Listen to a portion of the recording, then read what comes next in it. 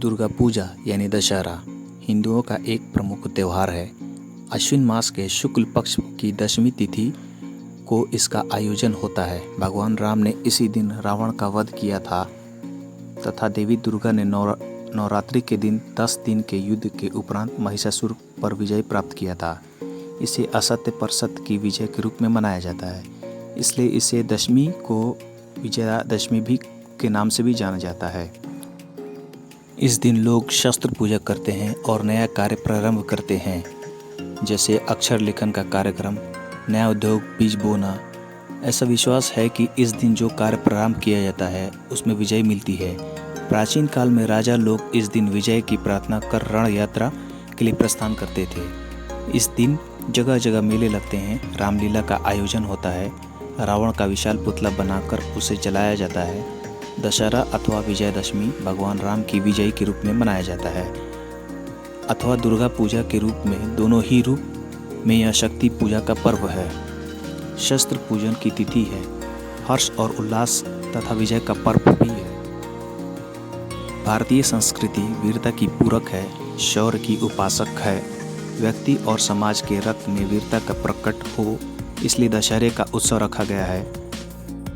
दशहरा का पर्व 10 प्रकार के पापों, काम, क्रोध, लोभ, मोह, मद, मत्सर, अहंकार, आलस्य, हिंसा और चोरी के परित्याग का प्रेरणा प्रदान करता है। दशहरे का सांस्कृतिक पहलू भी है। भारत कृषि प्रधान देश है। जब किसान अपने खेत में सुनहरी फसल उगाकर अनाज रूपी संपत्ति घर लाता है तो उसे उल्लास और उमंग का परावर नहीं रहता। इस प्रसन्नता के अवसर पर वह भगवान की कृपा को मानता है और उसे प्रकट करने के लिए उसका पूजन करता है। समस्त भारतवर्ष में यह पर्व विभिन्न प्रदेशों में विभिन्न प्रकार से मनाया जाता है। दशहरे का उत्सव शक्ति और शक्ति का संबंध बताने वाला उत्सव है। नवरात्रि के 9 दिन जगदम्बा की उपासना करके शक्तिशाली बना हुआ मनुष्य विजय प्राप्ति के लिए तत्पर रहता है। दृष्टि से दशहरे अर्थात विजय के लिए प्रस्थान कर उत्सव आवश्यक भी होता है। इस पर्व को भगवती के विजया नाम पर भी विजयदशमी कहते हैं।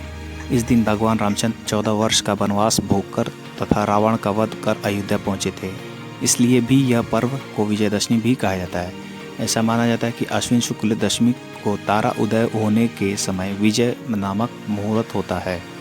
यह काल सर्वकार्य सिद्धिदायक होता है, इसलिए भी ये विजयदशमी कहते हैं। ऐसा माना गया है कि शत्रु पर विजय पाने के लिए इसी समय प्रस्थान करना चाहिए। दशहरे का ये पर्व हमारे सिवान शहर में बहुत ही हर्षोल्लास के साथ हमेशा मनाया गया है। इस पर्व में हमारे हर मज़हब के लोग, हिंदू मुस्लिम सब मिलजुल कर सहयोग करते, एक दूसरे के साथ भाईचारगी का, प्यार मोहब्बत का संदेशा देते हैं। और हमारा सिवान शहर ऐसे भी हर मौके पर, ईद हो, बकरीद हो, किसी भी पर्व त्यौहार में एक दूसरे के साथ मिलजुल कर के मनाने की बहुत ही खुशी मनाने के लिए मशहूर भी है। और हमारी यूनिटी, हमारी एकता ही हमारा असल परिचय है।